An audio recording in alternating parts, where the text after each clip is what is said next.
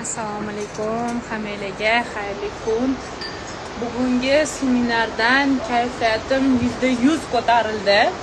Chunki har bir qizlarga manfaatli bo'ldi. Har bir liderlar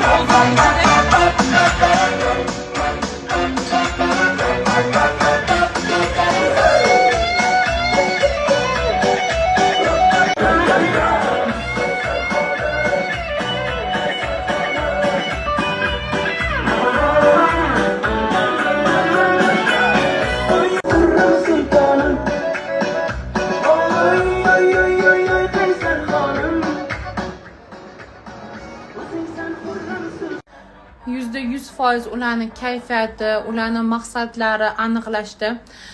Va nimani aytmoqchiman?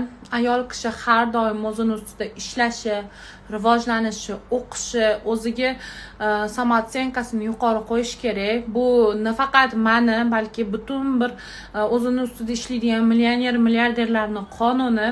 Meni darsimda bo'lgan odamlarim nima deyotganimni juda yaxshi tushunishadi.